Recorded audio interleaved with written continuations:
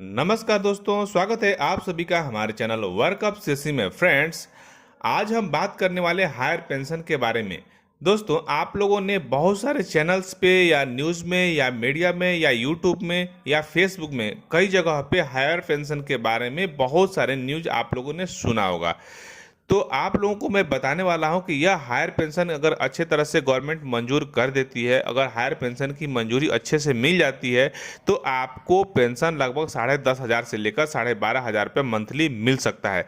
तो वह कैसे मिल सकता है तो मैं आज इस वीडियो में पूरा डिटेल्स में आपको समझाने वाला हूं। और यह बहुत जल्द ही हायर पेंशन गवर्नमेंट मंजूर करने वाली भी है। तो अगर हो जाएगी तो आपको कितना पेंशन मिलेगा आज हम इस वीडियो में क्लियरली समझ लेंगे। तो चलिए वीडियो को पूरा शुरू करते हैं और पूरा देखते हैं। वीडियो को बीच में आप लोग स्किप मत कीजिएगा, नहीं तो आप लोग को यह समझ में नहीं आएगी। और अभी तक आप लोग चैनल को सब्सक्राइब नहीं किया तो प्लीज़ चैनल को सब्सक्राइब कर लें और वीडियो को पूरा देखने के बाद वीडियो को लाइक करना न भूलें। फ्रेंड्स, अगर आप प्राइवेट नौकरी में हैं, प्रोविडेंट फंड में आपका पैसा कटता है और 10 साल तक नौकरी कर ली है तो आप भी पेंशन के हकदार हो जाते हैं, यह आपको पता है। आपके प्रोविडेंट फंड अकाउंट में जमा होने वाले फंड का एक हिस्सा पेंशन फंड के लिए, कर्मचारी पेंशन योजना ईपीएस में जाता है, यह भी आपको पता है। कर्मचारी पेंशन योजना एक पेंशन स्कीम है जिसको मैनेज करने का काम ईपीएफओ का होता है। ईपीएस को वर्ष 1995 में लॉन्च किया गया था। यह ऑर्गेनाइज्ड सेक्टर में काम कर रहे कर्मचारियों के लिए है। इस योजना का लाभ तभी मिलेगा जब आपके नौकरी का कार्यकाल कम से कम 10 साल होगा। हालांकि यह पेंशन आपको 58 साल की उम्र पूरी होने के बाद मिलना शुरू होगी। वैसे आप 50 साल के उम्र में भी अर्ली पेंशन यानी कि घटे दर पे पेंशन प्राप्त कर सकते हैं। मौजूदा समय की बात करें तो हर महीने पीएफ खाते में कर्मचारी की बेसिक सैलरी प्लस डीए का 12% जमा होता है। एम्प्लॉयर का योगदान भी 12% होता है। कर्मचारी द्वारा किए जाने वाले योगदान में से 8.33% कर्मचारी के पेंशन फंड यानी कि ईपीएस में जमा होता है और बाकी रकम 3.67% उसके पीएफ खाते में जमा होता है। मौजूदा नियम के अनुसार पेंशन योग्य सैलरी की अधिकतम सीमा 15,000 रुपये है। ऐसे में 15,000 मल्टीप्लाई करेंगे यानी गुना करेंगे 8.33% से और भाग कर देंगे 100 से, तो 1250 रुपये हर महीने आपके पेंशन फंड में पैसा जमा होता है। यह अधिकतम है। अगर किसी का बेसिक सैलरी 15,000 से कम है तो इस पेंशन फंड में ये 1250 रुपये से कम जमा होगा। यदि किसी व्यक्ति का बेसिक सैलरी प्लस डीए 15,000 से ज़्यादा है, 22,000, 25,000, 26,000, 30,000, तो भी उसके पेंशन फंड में 1250 रुपया ही जमा होगा, क्योंकि मौजूदा समय में जो है एक कैपिंग कर दिया गया है, एक लिमिट सेट कर दिया गया है कि 15,000 से ज़्यादा आपका बेसिक का कैलकुलेशन नहीं माना जाएगा। तो हायर पेंशन के बारे में जानने से पहले एक बात हमें जानना बहुत जरूरी है। वह जरूरी बात यह है कि मौजूदा नियम के अनुसार अगर हम कैलकुलेशन करें तो वर्तमान समय में हमारा पेंशन कितना बनेगा, उसके बाद ही हमें हायर पेंशन के बारे में समझ में आएगी। तो चलिए मैं पहले मौजूदा समय में हमें कितना पेंशन प्राप्त होगा वर्तमान सैलरी के हिसाब से, उसको हम पहले जान लेते हैं। मान लिया जाए कि आपने 23 साल के उम्र में नौकरी शुरू की। मान लिया जाए कि आप 23 साल की उम्र में आपने नौकरी ज्वाइन कर ली, नौकरी शुरू कर दी और आप 58 साल की उम्र में रिटायर हो रहे हैं। ठीक है, यानी आपके नौकरी की अवधि पूरे 35 साल पूरा कर ली है। पुरानी पेंशन स्कीम के तहत यानी कि वर्तमान समय में जो पेंशन स्कीम चल रहा है, इसके तहत अधिकतम पेंशन योग्य सैलरी अभी जो वर्तमान समय में है, जो कि 2014 से लागू हुआ है, 1 सितंबर 2014 से लागू हुआ है, यह 15,000 रुपये है। आप 15,000 से ऊपर सैलरी पे ना तो पेंशन कटवा सकते हैं, ना ही आपका उस पर कैलकुलेशन होगा। किसी भी कर्मचारी का ईपीएस से बाहर निकलने से पहले पिछले 60 महीने का पेंशन योग्य वेतन उसका औसत मासिक वेतन होता है।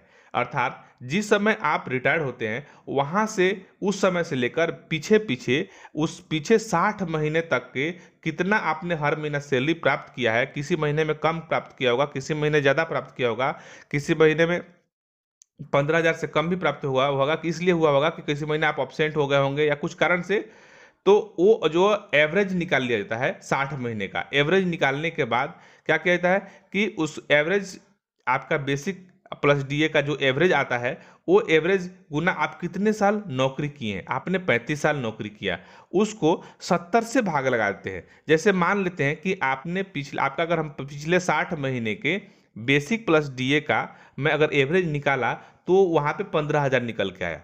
ठीक है, तो उसको हम नौकरी से गुना कर देंगे। मान लीजिए कि आपने 33 साल नौकरी किया, सपोज दैट, तो आप गुना कर देंगे 33 से और भाग लगा देंगे 70 से, तो आपका अमाउंट बन रहा है 7,500 रुपये। आप कैलकुलेशन करके देख सकते हैं कैलकुलेटर पे। 15,000 गुना 33 साल की नौकरी भागा 70, तो आपका अमाउंट जो बन रहा है 7,500 रुपया। यह है वर्तमान समय में अधिकतम पेंशन। इससे ऊपर आपको पेंशन नहीं प्राप्त होगा। अब हायर पेंशन का भी आपके सामने विकल्प है। पिछले साल केंद्र सरकार ने पहले से चली आ रही नॉर्मल पेंशन स्कीम के अलावा हायर पेंशन का भी विकल्प दिया था। आप सभी को पता होगा, आप लोगों ने न्यूज़ चैनल पे सुना होगा। ऐसे कर्मचारी जो 1 सितंबर 2014 से पहले ईपीएफ के मेंबर थे और इसके बाद भी वे मेंबर बने रहे, मतलब नौकरी में ज्वाइन कर किए रहे और नौकरी करते रहे, वे हायर पेंशन विकल्प के लिए योग्य हैं। आपको पता होना चाहिए कि 1 सितंबर 2014 से पहले अधिकतम पेंशनेबल सैलरी 6,500 रुपये था और 1 सितंबर 2014 के बाद यह बढ़कर 15,000 रुपये हो गए थे। मौजूदा नियम के अनुसार पेंशन योग्य सैलरी अधिकतम 15,000 रुपये है। यह 1 सितंबर 2014 से लागू हुआ है, लेकिन हायर पेंशन विकल्प में इससे बढ़ाया जाना है। ठीक है, कई लेबर यूनियन की डिमांड है कि इसको बढ़ाकर 25,000 रुपया किया जाए। बहुत सारे लेबर यूनियन यह डिमांड कर रहे हैं कि इस 15,000 लिमिट को बढ़ाकर 25,000 रुपया किया जाए। हालांकि सरकारी सूत्रों के अनुसार अभी तक केंद्र की ओर से 21,000 रुपये मिलने की संकेत 21,000 रुपये की मंजूरी मिलने की संकेत मिल रही है। ये कंफर्म नहीं है, लेकिन मिल रही है जानकारी की शायद हो सकता है कि 21,000 रुपये मिल जाए। क्यों 21,000 रुपये मिल जाए? इसलिए लोगों को विश्वास हो रहा है कि 21,000 रुपये मिल सकती है, क्योंकि आप सभी को पता है कि ईएसआई में जो भी मेंबर्स ईएसआई के मेंबर्स हैं उनके लिए अधिकतम सैलरी 21,000 रुपया ही अभी सरकार श्रम मंत्रालय ने निर्धारित किया है। जिस भी कर्मचारी का 21,000 से ऊपर सैलरी होता है वह ईएसआई से बाहर हो जाता है। इसलिए लोगों को यह विश्वास है कि अगर सरकार मंजूरी देगी भी तो शायद हो सकता है कि 21,000 वाला दे या 25,000 भी दे सकती है, सरकार के ऊपर डिपेंड करता है। यहां एक बात ध्यान देने वाली है कि अगर आपने हायर पेंशन का विकल्प चुना है तो ईपीएफओ आपको पीएफ खाते से ईपीएस की राशि को काट लेगा।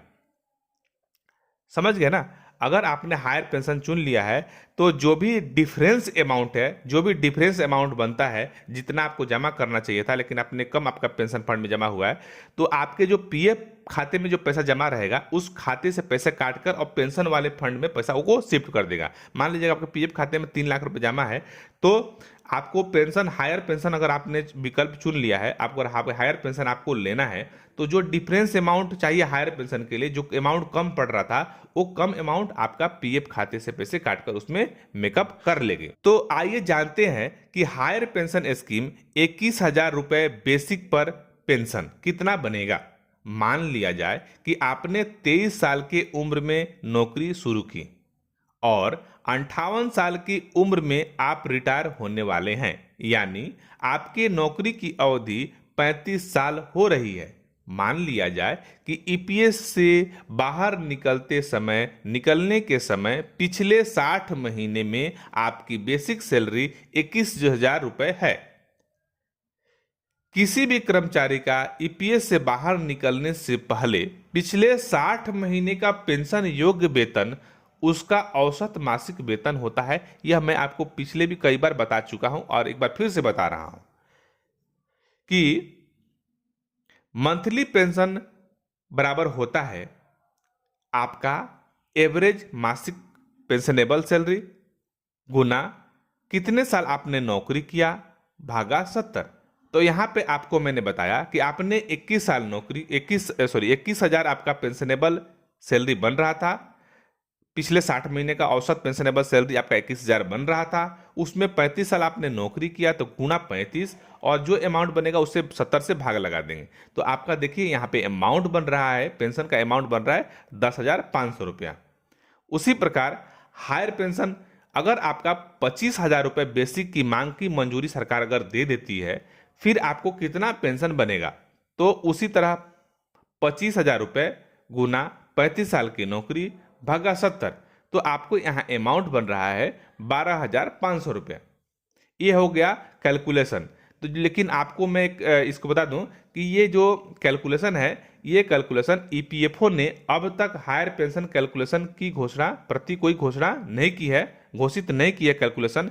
हमने यहाँ पे अपना जो है पुराने फार्मूले के हिसाब से कैलकुलेशन किया है। जो पुराने फार्मूला है जो अभी वर्तमान समय में भी चल रहा है, इस फार्मूले पे हमने कैलकुलेशन करके आपको दिखाया है समझने के लिए कि ईपीएफओ की ओर से इसकी जानकारी मिलने पर आपको एक जो है एग्जैक्ट फार्मूला प्राप्त होगा। लेकिन वर्तमान समय में जो फार्मूला चला आ रहा है उसी पे मैंने सेट करके आपको दिखाया कि देखिए अगर आपका हायर पेंशन के लिए अगर बेसिक जो है 21,000 और 25,000 की मंजूरी मिल जाती है तो आपको कितना पेंशन प्राप्त होगा। आशा करता हूं आपको यह पूरा वीडियो अच्छे से समझ में आया होगा। अगर आपको प्लीज़ वीडियो अगर अच्छा लगा होगा तो चैनल को सब्सक्राइब जरूर कर दे और वीडियो को लाइक करके अपने दोस्तों के बीच ज़्यादा से ज़्यादा शेयर करने की कोशिश करें। वीडियो पूरा देखने के लिए बहुत बहुत धन्यवाद।